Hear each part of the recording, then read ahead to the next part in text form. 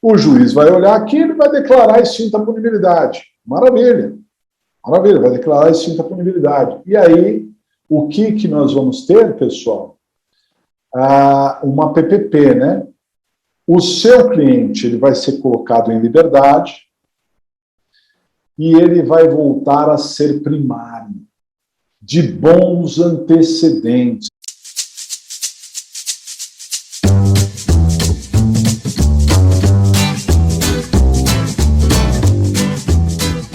Então, pessoal, prescrição, né, é um tema que vocês já viram muitas vezes, né, a gente já conversou em outras oportunidades com uma boa parte de vocês aí, né, falando sobre esse tema prescrição, mas é sempre muito importante tentar entender os fundamentos, como a coisa funciona, que aí é fácil de identificar, não é uma matéria tão complicada assim. Mas é uma matéria talhada para cair na prova, por quê? Porque tem muita questão do processo, o próprio processo, aliás, o próprio Código Penal, ele trata especificamente, né, de mais de 10 artigos ali de prescrição. Então, quer dizer, é um tema talhado a cair na prova, né? Ele cai com muita frequência na prova por conta disso, que é um tema muito legalista, essa é a ideia principal, né?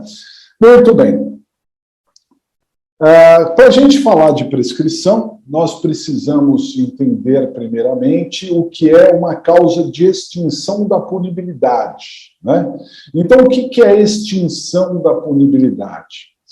Extinção da punibilidade é a extinção da capacidade do Estado de punir.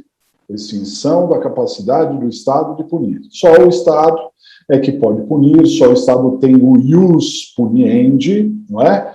Causa de extinção da punibilidade é a extinção da capacidade do Estado de punir. Só o Estado é detentor do ius puniendi, o direito de punir, né? Ninguém pode punir privadamente. No passado, lá no direito romano, até podia, mas hoje em dia não mais, só o Estado é que pode punir. Só que em algumas situações o Estado perde a capacidade de punir, o Estado não pode punir mais, perdeu o direito de punir. E por quê? Porque ocorreu uma causa de extinção da punibilidade. Então eu gostaria que vocês guardassem isso, que é fundamental, que a extinção da punibilidade não analisa o crime, não analisa o criminoso, não analisa o processo. Então, nós estamos falando de uma questão processual, não estamos falando se o réu é culpado ou inocente, não estamos falando se tem crime ou se não tem crime. A discussão não é essa. Quando falamos de extinção da punibilidade, estamos falando da capacidade do Estado de punir, né? Independente se teve crime ou não, se o réu confessou ou não, é o Estado que perde a capacidade de punir. Essa é a ideia fundamental de extinção da punibilidade.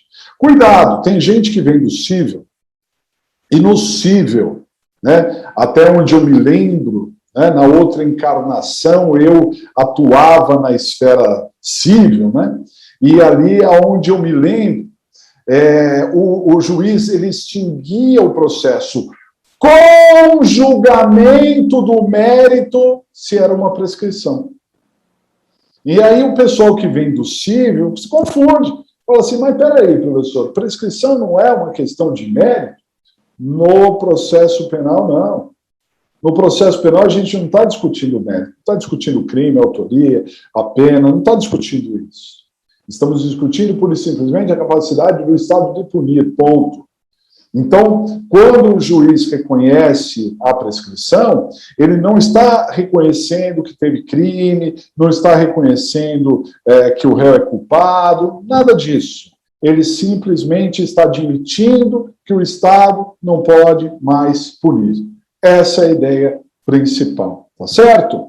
Bom, as causas de extinção da punibilidade estão no artigo 107 do Código Penal. Abram, por favor, o Código Penal, artigo 107 do Código Penal, e já marquem o artigo 107, porque é um artigo que tem que estar na sua mão, né? Tem que estar ali ao seu alcance, né? Porque é um artigo muito importante, artigo 107 do Código Penal. O artigo 107, ele traz as causas de extinção da punibilidade, né? São muitas, né? Você vê aí o artigo 107 com 9 incisos, alguns desses incisos com mais de uma causa, inclusive. Tem 2 incisos que foram revogados, que é o inciso 7º e 8º, mas mesmo assim muito rico, né? Essas são as causas de extinção. Evidentemente que a prescrição é uma delas, é a mais importante, mas na prova poderia cair qualquer uma outra também, tá, pessoal? Até mesmo em termos de perguntas, nas questões, né? Como já caiu mais de uma vez. Por isso, você não deve decorar, não precisa decorar, está aí na sua mão, está no código, no dia da prova você vai ter acesso a isso, mas você precisa lembrar do artigo 107, que dá uma noção muito grande, algumas ideias sobre as possibilidades de extinção da punibilidade, então você tem que guardar. Mas também tem que lembrar que esse rol não é taxativo. O que é isso? Não é um rol taxativo.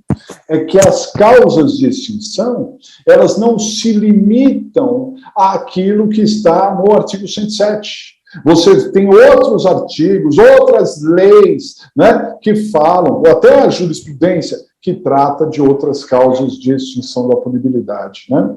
Então, por exemplo, não precisa rodar aí a legislação, mas só para você anotar alguns exemplos. Lá na Lei 9.099, né, nem está no Código Penal, lá na Lei 9.099, tem várias causas que podem extinguir a punibilidade, como é o caso da composição civil, da transação penal, da suspensão condicional do processo, são causas de extinção. Extinguir o processo em julgamento do mérito. Tá? No próprio Código Penal, no artigo 312 do Código Penal, que trata do crime de peculato, né? Peculato é um crime próprio do funcionário público, o funcionário público que se apropria de algo, né, que foi confiado à administração pública, e lá no artigo 112 existe uma figura que é o peculato culposo. Peculato culposo. No peculato culposo, né, vocês podem encontrar uma causa de extinção. Marquem aí o 107 e vão lá no 312. Vão lá no 312, por favor.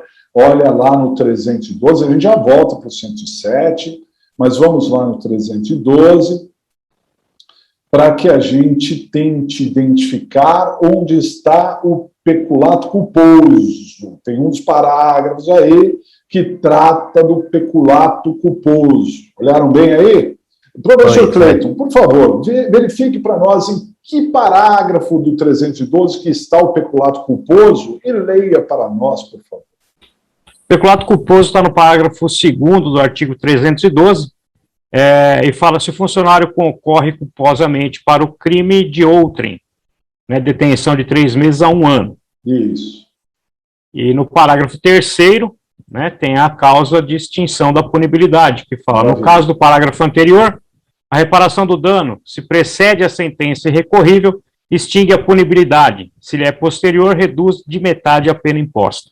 Maravilha. Então, olha só, isso não está no artigo 107, mas, então, o 312, no parágrafo 3º, logo após o parágrafo 2º lá, de que fala do culposo, vai falar que nos casos do peculato culposo, se o sujeito reparar o dano antes do trânsito em julgado da sentença condenatória, extingue a punibilidade. É uma causa de extinção da punibilidade que não está no 107. Evidentemente que isso já caiu na prova, e pode cair para os senhores, mas chamaria atenção porque o problema falaria do peculato culposo, e obrigatoriamente você teria que encontrar na legislação onde está o peculato culposo, né, mais precisamente no artigo 312, dessa maneira com que o professor Cleiton leu para nós. Tá certo? Então, olha só, para mostrar que o 107 não é o único nessa história, né? Vale destacar também, pessoal, que o fato de estar extinta a punibilidade na esfera criminal não significa que esteja extinto na esfera civil, né? Porque pode estar prescrito na esfera criminal e não está prescrito na civil. Pode ter o Congresso concedido uma anistia na esfera criminal e na esfera civil tem que indenizar ainda a vítima, etc. Né? Então, são esferas independentes essas situações, tá certo? Menos uma, tem uma única exceção, que é exatamente aquela que está na Lei 9.099, chamada composição civil. Anotem essa exceção, porque a composição civil, lá da Lei 9.099, além de extinguir a punibilidade na esfera criminal, também extingue a punibilidade na esfera civil. A composição civil, até por esse nome, né, ela tem a capacidade de acabar ao mesmo tempo com as duas esferas, tá? Então, guardem essa situação que acaba sendo muito, mas muito importante. Perfeito? Legal. De todas as causas de extinção, a fundamental, a que cai, a que é importante na prática, a que é importante também na teoria, não é? É a prescrição. E agora posso dizer para Silvana, Silvana, minha filha, a persistência ganhou, né? Você batalhou aí para conseguir entrar e ouvir, e agora está ouvindo. Grazie, mio, grazie! Isso aí! Muito bem, tem que tentar mesmo. Valeu a persistência, porque a Silvana tentou várias vezes, entrou, saiu, até conseguir. Obrigado por ter tentado continuar, né? Mostra aí muita fibra, né? Muito bem. Falando da prescrição, pessoal, a prescrição, o que é a prescrição? É uma coisa muito simples. O que nós precisamos ter cuidado na prescrição são os detalhes. E aqui eu quero dizer para vocês que do artigo 109 até o 119 do Código de Processo, vai falando detalhadamente sobre vários e vários assuntos de prescrição. Muitas vezes, quando cai a prescrição na prova, nós vamos utilizar o artigo 109, o artigo 110, o artigo 111, o artigo 115, às vezes o artigo 119, usa vários artigos. Então, a dica principal que eu tenho a dar para vocês é: caiu prescrição, e eu já vou dizer como pode cair, você tem que olhar tudo, você tem que ler tudo. Mais de uma vez, não ignore nenhum artigo, veja do 109 ao 119, porque a solução pode estar em qualquer um desses artigos, hein? Vale a sua aprovação, isso tem que tomar cuidado, tem que ler com calma. Bom, o que é a prescrição, afinal de contas? É a perda do prazo. Prescrição é perda do prazo por parte do Estado, perda do prazo por parte do Estado, para punir o agente ou executar a punição. Então, repito, é a perda do prazo por parte do Estado para punir o agente ou executar a punição. Ok? Bom, nós já falamos aqui que o Estado é o único detentor do ius puniendi, né? É o único que pode punir. Só que o Estado, ele tem o direito de punir, mas também é um dever de punir, né? Nós, enquanto cidadãos, queremos que o Estado seja eficaz, queremos que o Estado puna quem praticou crimes. Neste exato momento em que nós estamos aqui em aula, crimes estão ocorrendo, pessoal. É um sujeito que vendeu drogas na esquina, é o outro que roubou, o outro que bateu em alguém, o outro que cometeu um crime ambiental, e os crimes estão acontecendo. A partir do momento, a grosso modo, a partir do momento em que ocorre um crime, nós teremos já o poder-dever do Estado de punir. O Estado tem que punir. E o que é punir? O que é punir? Punir é impor uma punição, é condenar. Só o Estado pode condenar. E o Estado na figura de quem? Na figura do juiz. Na figura do juiz. Só que até o juiz dar essa sentença condenatória, ou seja, até o juiz punir o réu, muita água passou debaixo da ponte. O crime acabou de acontecer. Se o crime acabou de acontecer, o que nós vamos ter que fazer? Olha, provavelmente vai ter um inquérito. Não é obrigatório ter inquérito, mas provavelmente vai ter. Por 99% dos casos tem inquérito. Vai ter uma apuração para saber se teve crime mesmo ou não, se está configurado o crime, né? Se o réu é realmente o culpado, vai se tentar descobrir quem é o culpado, até que se chega à conclusão, ó, tem materialidade, tem indício de autoria. Aí, numa segunda etapa, objetivando punir o agente. O que o Estado vai fazer? Vai processar. Vai processar. Na ação pública, o Ministério Público vai entrar com ação, na ação privada, a vítima vai entrar com ação, objetivando o quê? Punir o agente. E aí, pessoal, nós temos os direitos, as garantias individuais de qualquer cidadão, se for processado, tem que ser respeitadas essas garantias, né? E ao final do processo, né, regular processamento, ao final, o juiz pode decidir por condenar o réu. Olha quanta coisa até punir, né? Só que tem um detalhe. O Estado, então, pode punir, dar a sentença condenatória, mas o Estado tem um prazo para isso. Um prazo. A partir do momento que ocorre um crime, o prazo já está rolando. O reloginho já está contando. Tudo bem? Ah, professor, é isso que eu queria saber. Qual é o prazo prescricional? Calma, calma. Ver o prazo prescricional é bem simples, nós vamos ver aqui. O importante é entender a teoria. Para o Estado punir, o Estado tem um prazo para isso. Não interessa qual prazo, mas ele tem um prazo. E se ele demorar para punir, ocorrerá a prescrição. Porque o Estado perdeu o prazo para punir. E depois que o Estado pune, o Estado também é o único detentor do direito de executar a punição. Uma coisa é punir, impor uma sentença condenatória. Outra coisa é fazer valer aquilo ali. Fazer o sujeito ir para a cadeia, fazer o sujeito prestar serviço à comunidade, fazer o sujeito pagar uma multa. E o Estado é o único capaz disso, né? De fazer executar a punição. O Estado é o único. Só que, às vezes, o Estado não executa. Demora. Às vezes o réu fica foragido, some do mapa. O Estado não vai atrás. Só que o Estado tem um prazo para executar. E se o Estado demorar demais para executar, também ocorrerá a prescrição. Por isso que eu falei lá no conceito, perda do prazo por parte do Estado para punir, ou seja, para dar uma sentença condenatória, demorou para dar a sentença condenatória, ou perda do prazo para executar, para fazer valer a sentença condenatória, para realmente fazer com que o réu comece a cumprir pena. Tudo bem? Eu tenho no escritório algumas revisões criminais em andamento. E sabe por quê? Porque os réus foram condenados, muitos deles nem eu atuei, só fui contratado para entrar com a revisão criminal. E, vejam, os caras estão com a corda no pescoço.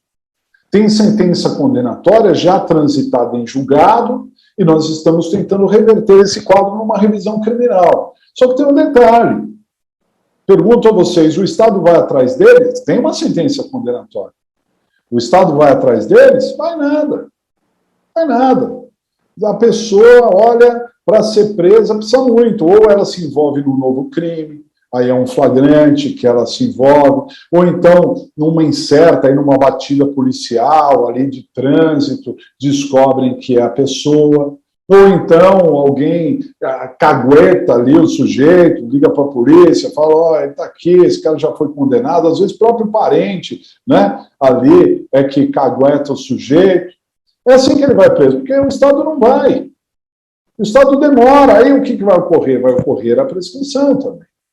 Então, perceba que a prescrição se dá em duas perdas de prazo. A perda do prazo para punir e a perda do prazo para executar. Tudo bem? Por isso, guardem aí, anotem, são duas espécies de prescrição. Quais são as duas espécies de prescrição? A PPP e a PPE. PPP e PPE são as duas espécies de prescrição. O que é a PPP? Prescrição da pretensão punitiva. O Estado tem uma pretensão, um interesse, uma vontade. Qual é a vontade do Estado? Punir o agente. Só que o Estado demorou para punir, então ocorreu a PPP, prescrição da pretensão punitiva. E para você lembrar, também você pode traduzir essa sigla PPP por perda do prazo para punir. PPP, perda do prazo para punir, ou prescrição da pretensão punitiva, PPP.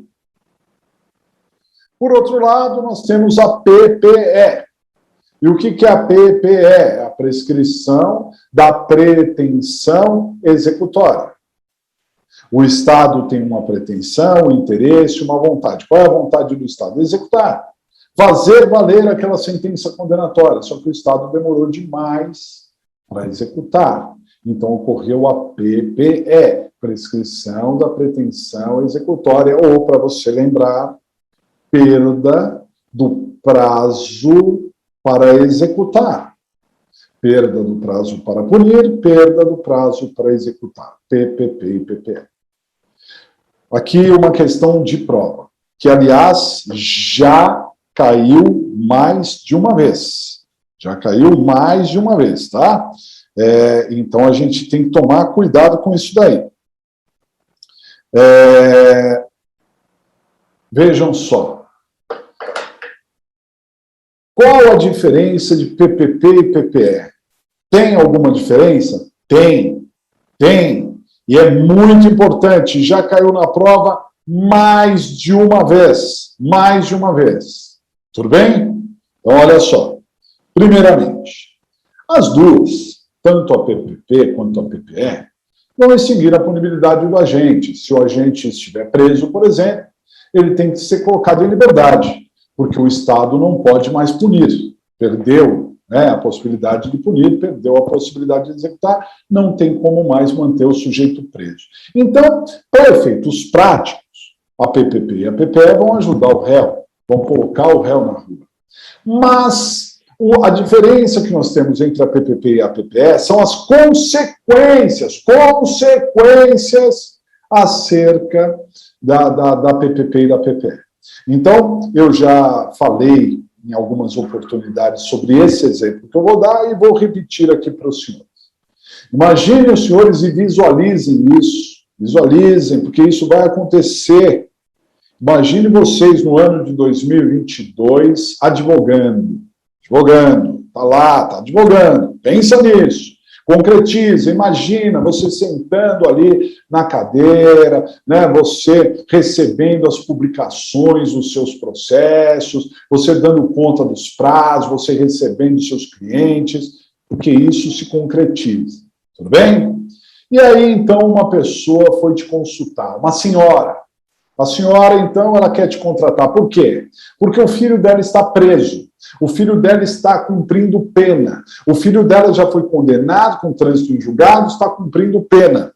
E ela quer contratar os senhores, ela não tem muito quanto pagar, mas ela tem o quanto pagar, ela vai fazendo o sacrifício, vai te pagar e você vai receber os seus honorários, muito gratificante, porque está tentando ajudar pessoas também. E está tentando ajudar uma mãe ali. Muito bem. A primeira coisa, a mulher não sabe nada de direito. Ela só sabe que o filho está preso e que, né, ele precisa fazer alguma coisa por ele. Tá certo? Qual é a primeira coisa que vem na cabeça? Vou ver se ele tem algum benefício da execução. Vou ver se cabe uma progressão, um livramento, né? Se ele tem algum benefício. E o seu pensamento está correto. Né? A propósito, já fica aqui a dica que quinta-feira, próxima aula, vamos falar da Lei de Execução Penal e também da Lei Maria da Penha e também da Lei de Drogas. São 3 leis que nós vamos comentar na quinta-feira, portanto, não percam. Tá? É agora, está próximo aí. Muito bem. Olha só, pessoal. Você vai olhar a execução, né? Mas na esfera criminal, você que não conhece o processo, né, porque você está sendo contratado só agora, você tem por obrigação, olhar o processo originário. Sabe por quê? Porque pode ter erro, pode ter falha, pode ter alguma nulidade, pode ter a ideia de uma revisão criminal. Às vezes dá para tentar revisar, tentar ver, rever alguma coisa. Pode ter, pode ou não pode? O fato do réu estar condenado cumprindo pena é certeza absoluta que ele foi perfeitamente processado? Claro que não. Tem que olhar, tem que ver. E aí, pessoal, vamos imaginar que você olhou o processo, analisou e descobriu que ocorreu uma PPP, uma prescrição da pretensão punitiva, porque o Estado demorou demais para dar a sentença. Você faz a conta, refaz a conta, olha de novo, quase não acredita, bate o olho e fala assim, poxa, prescreveu. Tudo bem? O que você vai fazer nessa situação? O réu está cumprindo pena. Você vai fazer uma petição simples até, uma petição simples, para o juiz da execução, com base, se quiserem anotar, interessante, artigo 66, inciso 2º da LEP, da Lei de Execução Penal, 66, inciso 2º da LEP. Você vai até o juiz da execução e vai relatar, olha, seu juiz, o réu está cumprindo pena, isso e aquilo, mas, na verdade, está extinta a punibilidade pela PPP, pela prescrição da pretensão punitiva. Porque da data do recebimento da denúncia até a data da sentença passou um prazo muito grande, o prazo prescricional era X, mas passou Y, passou mais que isso, e, portanto, quando veio a sentença veio tardia, né? Está extinta a punibilidade. O juiz vai olhar aquilo e vai declarar extinta a punibilidade. Maravilha, maravilha, vai declarar extinta a punibilidade. E aí, o que nós vamos ter, pessoal? Uma PPP, né? O seu cliente ele vai ser colocado em liberdade e ele vai voltar a ser primário, de bons antecedentes. Ele não vai só para a rua. Ele volta a ser primário de bons antecedentes. Sabe por quê? A PPP, guardem isso, a PPP afasta todos os efeitos de uma eventual sentença condenatória. Todos os efeitos. Como assim, pessoal? Todos os efeitos. Uma sentença condenatória tem um efeito principal. Qual é o efeito principal da sentença condenatória? É a pena, é a prisão, é a prestação de serviço, é a multa. Essa é a consequência principal. Mas uma sentença condenatória traz outras consequências. A pessoa perde a primariedade, vai para o rol dos culpados, em alguns casos ela tem que indenizar a vítima, em outros casos ela perde o poder familiar, em outros casos ela perde o cargo público, em outros casos ela pode ter confisco de bens, tem lá várias coisas. São consequências da sentença condenatória. E aí eu estou dizendo para vocês, a PPP afasta todos os efeitos da sentença condenatória. Ou seja, se o juiz declarar extinta a punibilidade pela PPP, o sujeito volta a ser primário e de bons antecedentes. Por quê? Porque quando saiu a sentença, não podia sair mais. Demorou para sair a sentença. Então, quando saiu, essa sentença ela será totalmente inválida. Tudo bem? Agora, vamos imaginar o contrário. Aquela mulher te contratou e você analisou e não encontrou nenhuma PPP. Mas encontrou uma PPE. Encontrou a prescrição da pretensão executória.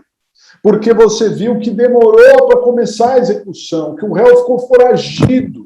Ele ficou muitos anos foragido, até que ele foi encontrado e foi preso. Mas quando ele foi preso, já era tarde demais. Você fez a conta e ocorreu uma PPE. O que você vai fazer na prática? Você vai fazer a mesma coisa, você vai fazer uma petição para o juiz da execução, com base no artigo 66, inciso 2 da LEP, e vai dizer, olha, seu juiz, o fulano está sendo executado, aqui está cumprindo pena, mas ocorreu a prescrição da pretensão executória. Por quê? Quando ele foi preso, já era tarde demais. Ele já não podia ser preso, né? O Estado demorou para executar a punição. Então, me dê aqui a declaração de extinção da punibilidade. Aí o juiz vai olhar e falar assim, realmente extinguiu a punibilidade, vou declarar extinta a punibilidade. O seu cliente vai para a rua. Para efeitos práticos, você está devolvendo um filho para a mãe dele. Isso é uma coisa que não tem preço. Não tem preço. Só quem é pai, quem é mãe, não importa a tranqueira que pode ser o filho, tá?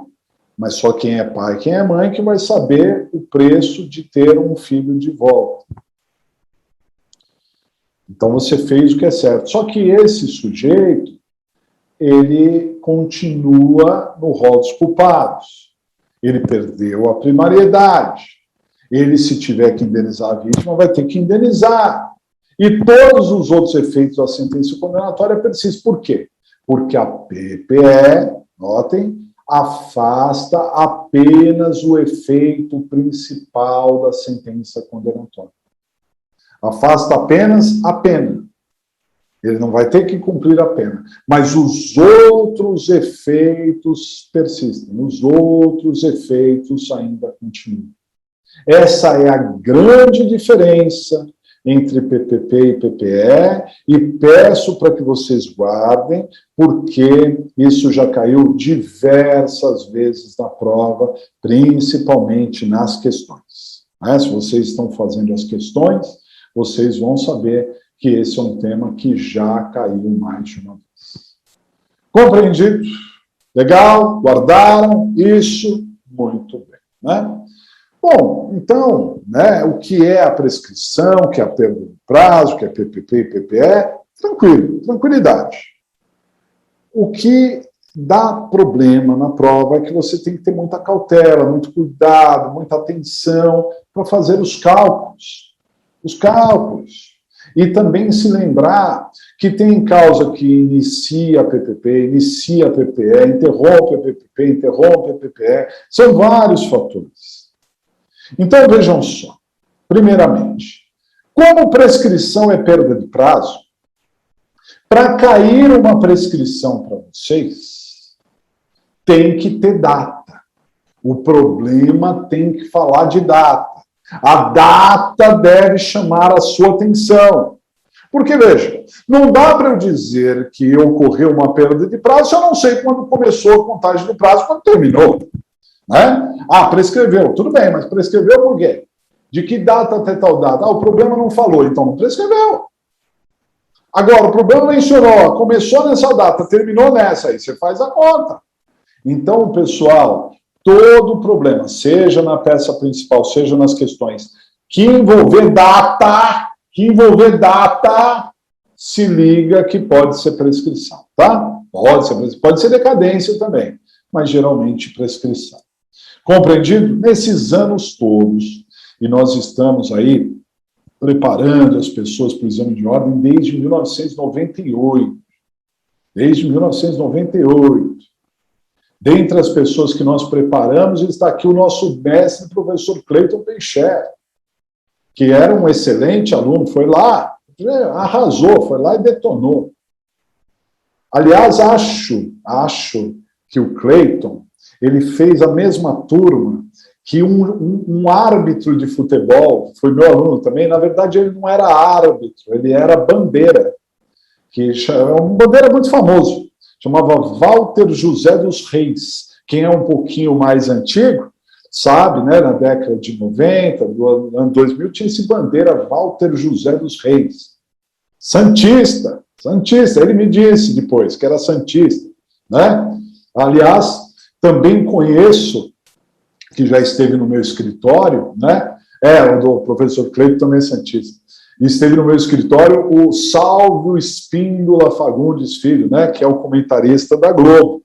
E esse corintiano maloqueiro e sofredor. Eu, quando conheci ele, eu fui falar, ele falou, calma aí, mas peraí, para que time você torce? Eu falei, Corinthians, ele falou, então você não pode falar nada da minha pessoa, né? Porque realmente, mas ele é muito justo, viu, pessoal? Um cara 100%, advogado, 100%, hein? Muito bom, trabalha com grandes empresas, tá? Ele se dá muito bem na advocacia. Muito justo. E o Gilberto pode saber que o irmão dele é São Paulino, viu? E aí o irmão dele ia lá no estádio e xingava a mãe do juiz. Olha a situação, né? O Pablo também é São Paulino. O cara xingava a mãe do juiz, só que a mãe do juiz era a mãe dele. Olha como é que são essas coisas do local. Então, eu estava dizendo, né, do Walter dos Reis, ele passou na OAB com o recurso que eu fiz. Na época, eu fazia recurso, passou no recurso, viu? E aí conseguiu lá. Era na mesma época que o professor Cleiton Peixeira, né? Então, isso já faz tempo, eu não vou dizer quanto, mas eu já posso dizer que o professor Cleiton também já está dobrando o cabo da Boa Esperança, tá? Também já está ali, né, mais à frente. Bom, mas vamos lá. Por que eu disse tudo isso? Eu disse tudo isso porque nesses anos todos, que eu me lembre, tá, pessoal? Eu lembro de um problema em que caíram várias datas e não era prescrição. Várias, caiu, era uma pegadinha. Falava disso, falava daquilo e não era prescrição. Agora, de resto, olha só quantos exames, faz a conta, 3 exames por ano. Salvo aí na pandemia, o resto sempre 3 exames por ano. Né? Veja quantos exames a gente está falando. E que eu me lembro, uma vez caiu várias datas e não era prescrição. Então, ó, é um chamativo para vocês. Falou uma data aqui, falou outra data ali, o que você tem que fazer? Primeira coisa, tirar do problema. Porque no problema as datas ficam perdidas, o problema é gigante, as datas ficam meio perdidas ali, então o que você tem que fazer? No rascunho, escreva as datas em ordem cronológica. Coloca lá, escreve, data dos fatos, diga qual que é. Recebimento da denúncia, diga qual que é. Sentença, diga qual que é. Trânsito em julgado para X, para Y, as datas que aparecerem lá, coloque. E também fiquem atentos à idade. Idade. Porque, veja, a idade do réu é fundamental para a prescrição. Sabe por quê? Olhem aí o artigo 115. 115 do Código Penal, olhem o 115. Um artigo muito importante. O artigo 115, por favor, professor Cleiton, leia o 115 para nós. São reduzidos de metade os prazos de prescrição quando o criminoso era, ao tempo do crime, menor de 21 anos ou na data da sentença maior de 70 anos. Pessoal, toda vez, mas é batata. Toda vez que cai prescrição, cai esse artigo 115. Porque é muito impactante. Nós vamos ver já que o máximo de prescrição se dá em 20 anos, mas se for o caso do artigo 115, vai cair pela metade. Vai para 10. Uma prescrição que é em 8 cai para 4, uma que é em 4 cai para 2. É muito importante isso. Então a OAB explora isso.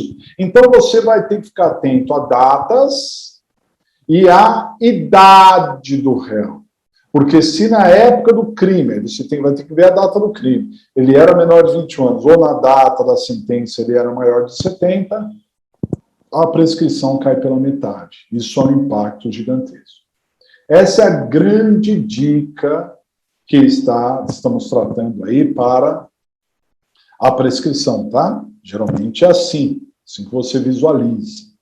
De resto, você vai ter que fazer a conta, né? Para ver se prescreve. Bom, professor, tudo bem, tudo certo, maravilha, só que qual é o prazo prescricional? Então aí nós temos uma tabela. Essa tabela está no artigo 109. Eu falei para vocês ficarem de olho na prescrição do 109 ao 119. E logo no 109 tem uma tabela. E essa tabela é utilizada a partir da pena. Com base na pena é que eu vou descobrir o prazo prescricional. Quanto maior for a pena, maior o prazo prescricional. Menor a pena, menor o prazo prescricional. E é assim que se utiliza a tabela. Professor, mas qual pena que eu tenho que utilizar aí no artigo 109? Veja, muita atenção agora.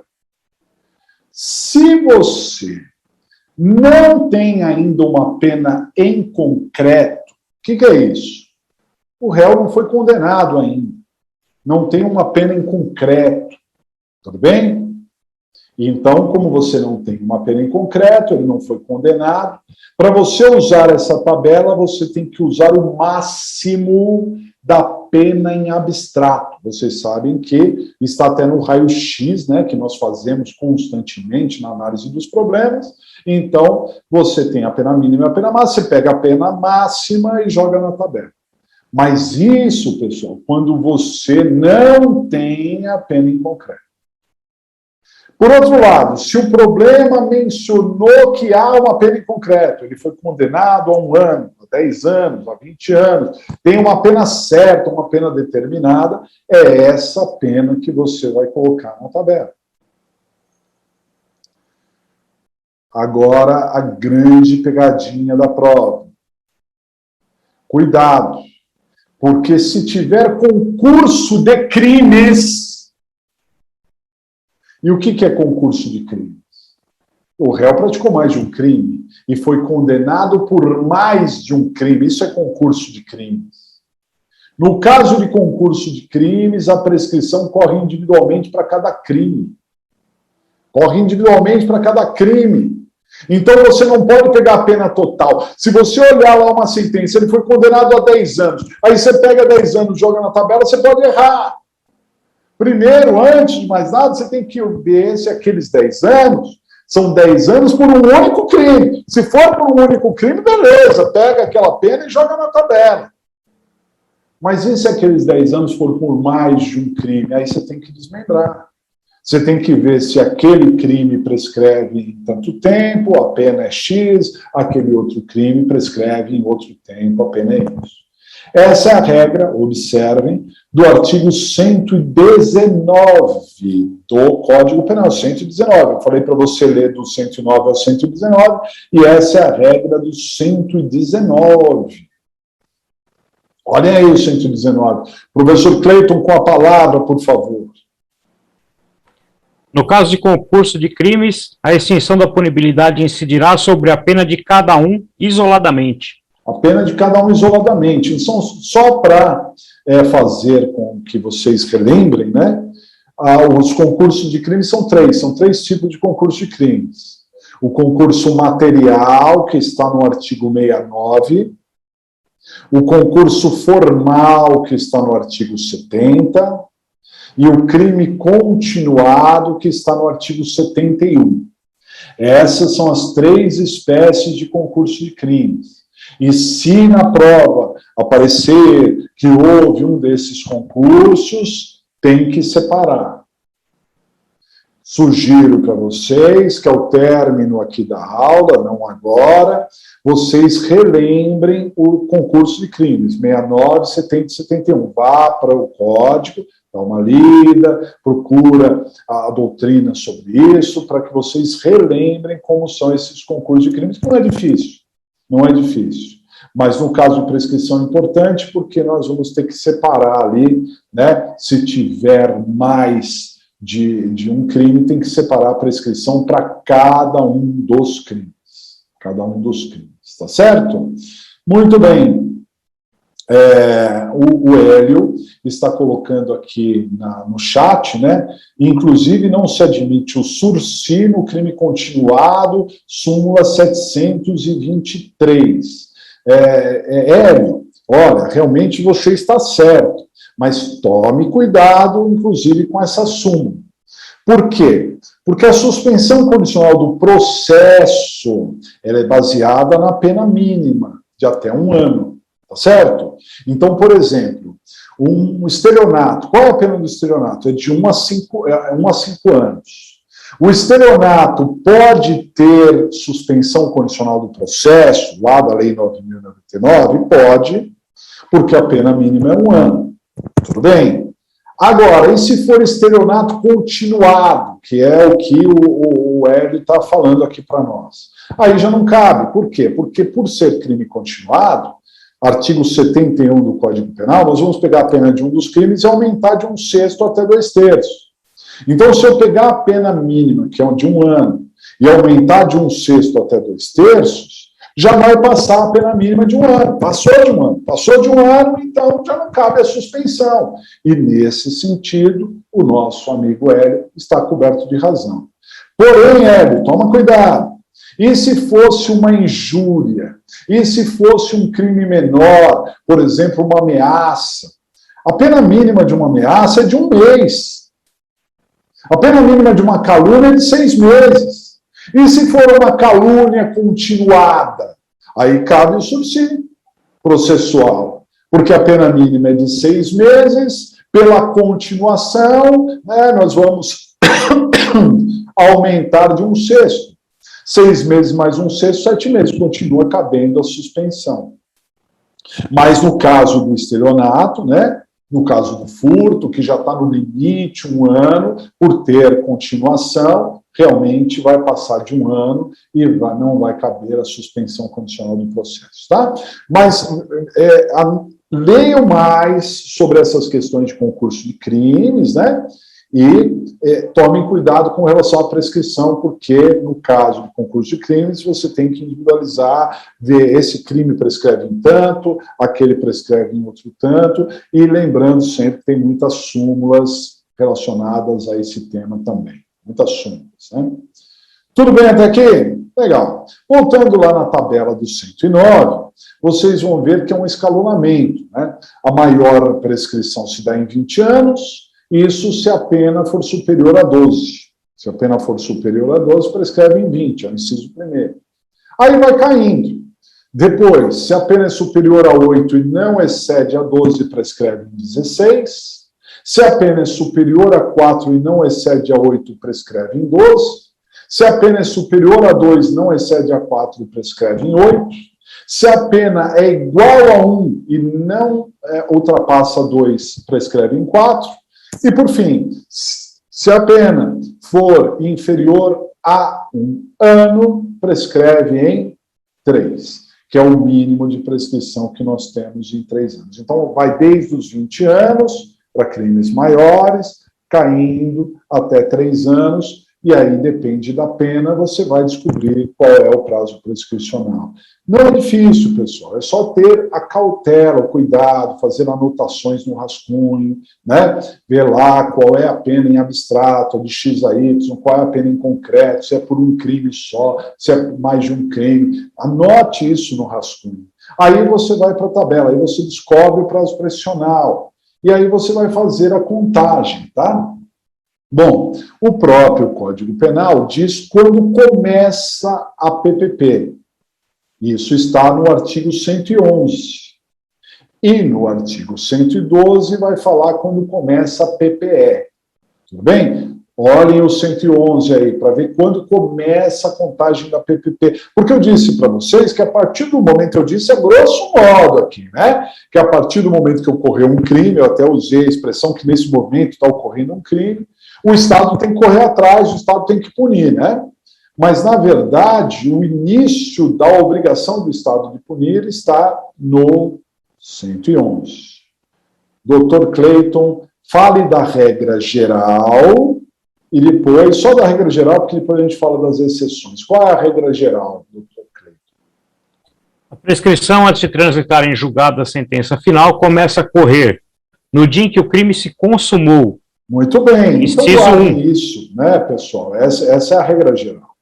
É da consumação. Você vai ver quando se consumou o crime. Então, dependendo da data de consumação, é que começa a contagem da PPP. Tá? Mas o que eu queria lembrar, e eu não vou falar muito aqui para a gente dinamizar a aula, né, é que o artigo 111 tem exceções. Tem exceções, e aí você tem que ficar atento, principalmente nas questões. Né? O artigo 111 tem exceções, por exemplo, se for uma tentativa, é do último ato de execução, se for um crime permanente, é quando cessar a permanência, etc. Tem várias exceções ali que vocês têm que ficar atentos para o início da PPP. E no 112 tem o início da PPE. Aí é uma regra só, sem exceção. Por favor, professor Cleiton, 112. No caso do artigo 110 desse Código, a prescrição começa a correr no dia em que transita em julgado a sentença condenatória para a acusação ou a que revoga a suspensão condicional da pena ou o livramento condicional. Muito bem. Então, vejam só que interessante, né? O início da PPE é do trânsito julgado para acusação. O que eu vejo cair de monte na prova é a prova falar do trânsito julgado para defesa, só para te confundir. Ah, quando foi o trânsito julgado para defesa? Né? Não interessa o trânsito julgado para defesa, o que interessa é o trânsito julgado para a acusação, certo? É dessa que a gente vai fazer a contagem. E aí é que começa a contagem. Só que tem um detalhe. A prescrição tem causas que interrompem, causas que suspendem. As causas que suspendem a prescrição estão no artigo 116. E as causas que interrompem estão no 117. Então você vai vendo que são muitos artigos tratando do assunto, né? E eu gostaria de mostrar para vocês a diferença de interromper e suspender. Isso em direito de uma maneira geral, não só da questão da prescrição, mas do direito de uma situação geral, né? Qual a diferença de interromper e suspender? A diferença é a seguinte: quando nós tivermos uma causa de suspensão, a prescrição vai parar, ela está correndo, aí ela para. Ela fica parada, e quando a causa de suspensão acabar, volta a correr da onde parou. Volta a correr da onde parou. Tudo bem? Então você aproveita o tempo que já rolou. Vamos imaginar que o prazo de prescrição era de 20 anos, o maior prazo de prescrição. Passou 19 anos e suspendeu. Passou 19 anos e suspendeu. Ficou suspenso. Vários anos ficou suspenso. Mas aí voltou a correr. Quando voltou a correr, voltar a correr de onde? Dos 19 anos. Vai ter ali 19 anos e um dia, 19 anos e 2 dias, tá quase prescrevendo. Porque essa é a suspensão. Ela fica parada e quando ela volta da onde parou. Tudo bem? Agora, e a interrupção? A interrupção é diferente. Porque quando surgir uma causa de interrupção, a contagem recomeça. Começa do zero. Vamos imaginar que o prazo prescricional era de 20 anos. Aí passou 19 anos, quase prescreveu. Passou 19 anos, e aí surgiu uma causa de interrupção. Tudo bem? O que vai acontecer? Imediatamente vai começar do zero. 1 dia, 2 dias, tem mais 20 anos pela frente. Renova o prazo, né? Dá um novo fôlego ao Estado. O Estado tem um novo fôlego, um completo novo fôlego. Compreendido? Então a interrupção é muito importante. E para a prova, ela é mais importante ainda. Por quê, pessoal? Como a interrupção ela reinicia o prazo, então nós vamos ter prescrições entre as causas de interrupção.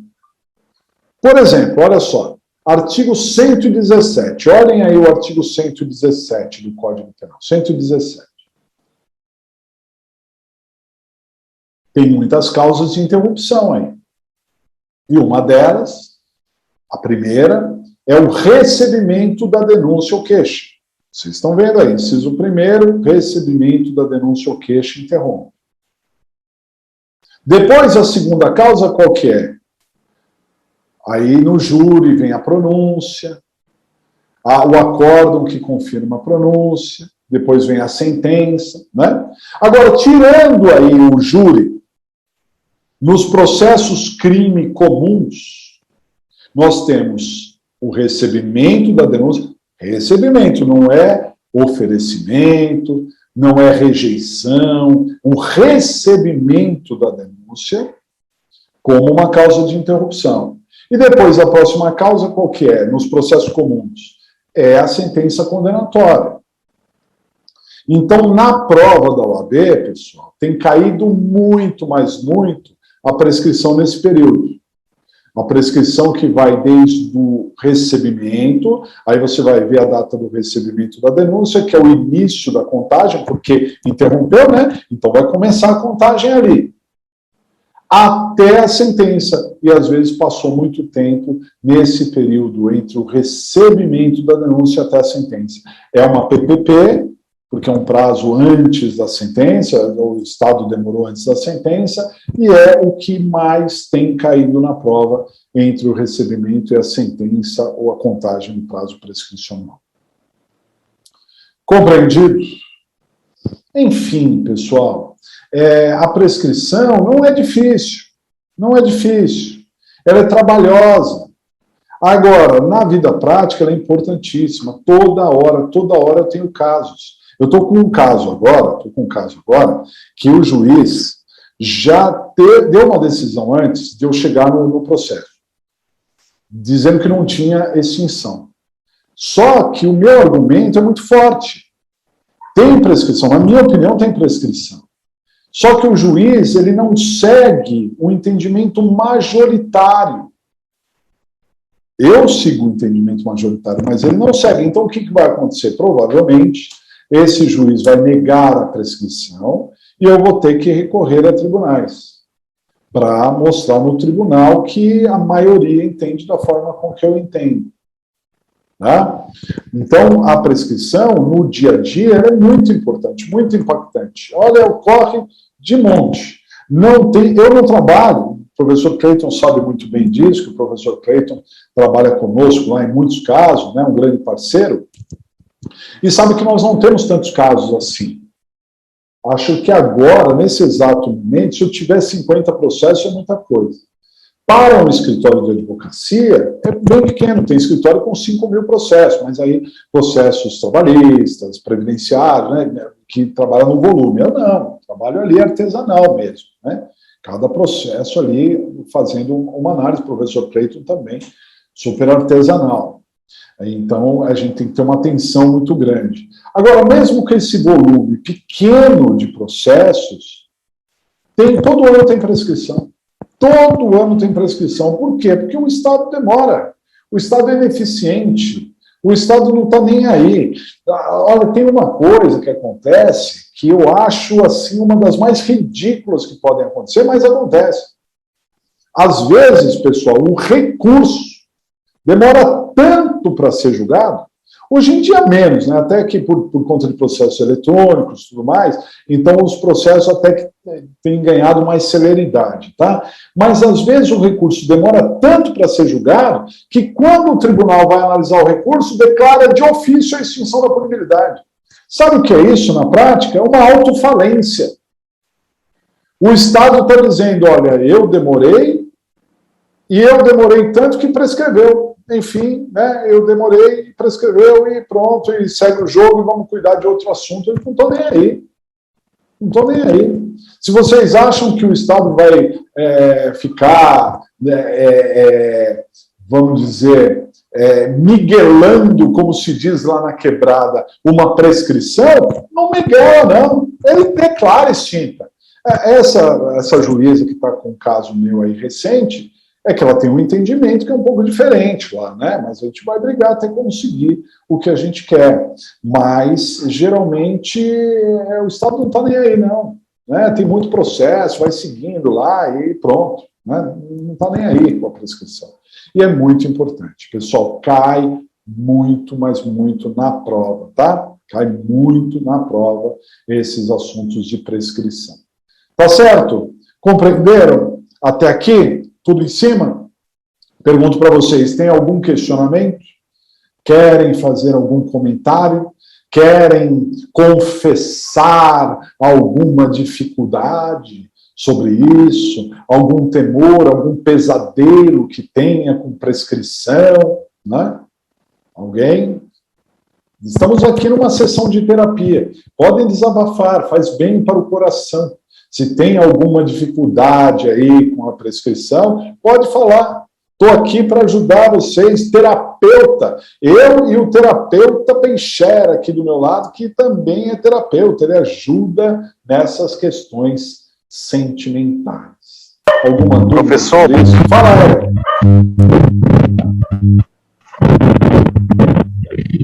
Professor, é algo em relação às peças.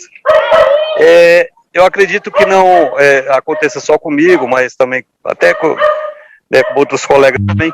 É em relação, quando a gente vai fazer o pedido de absolvição, aonde muda os artigos. Por exemplo, no Memoriais, o artigo 386. Bom, e no rito dos memoriais da primeira fase do júri, é no artigo 415. Sim. A resposta à acusação do 3...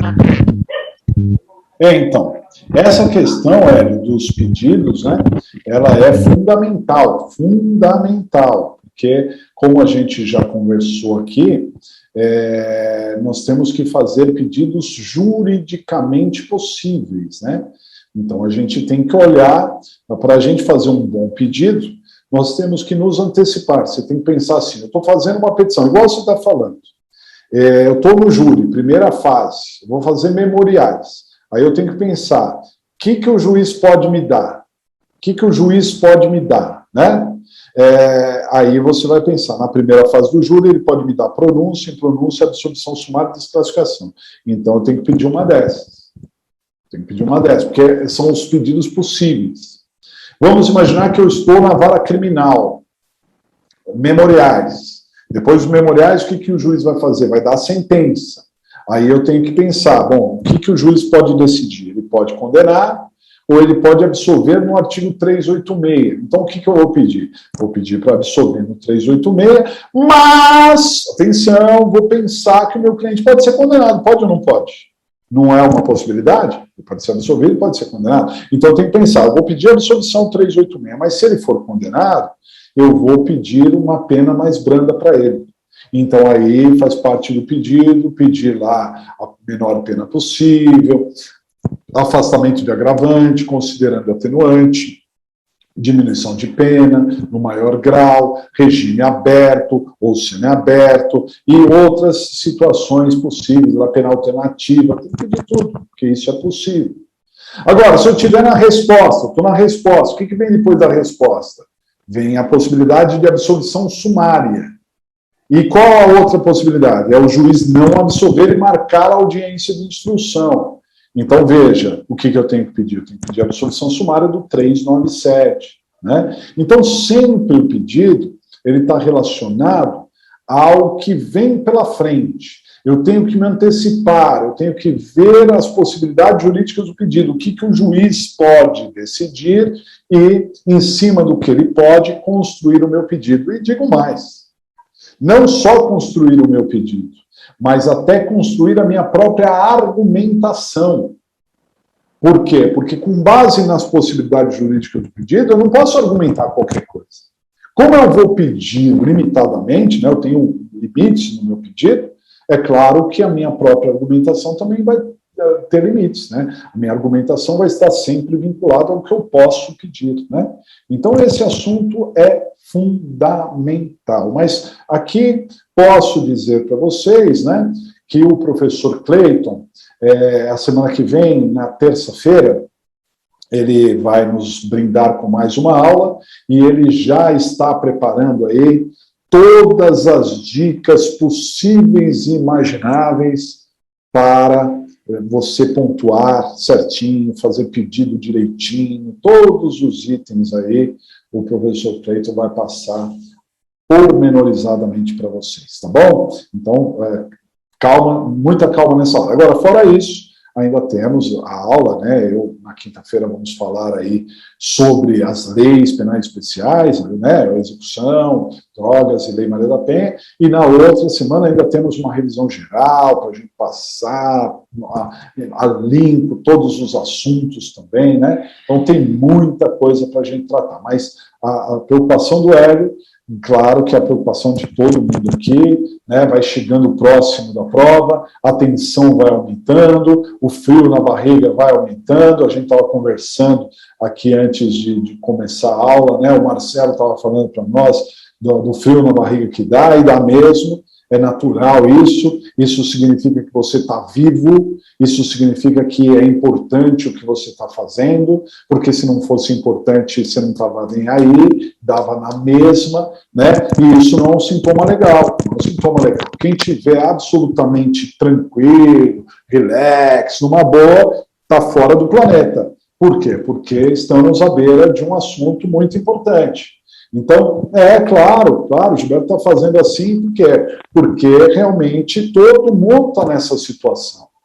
Agora, esse medo que dá não é falta de coragem, né, pessoal? Não confundam as coisas. Ter medo não é falta de coragem. Ter medo é uma situação de preservação.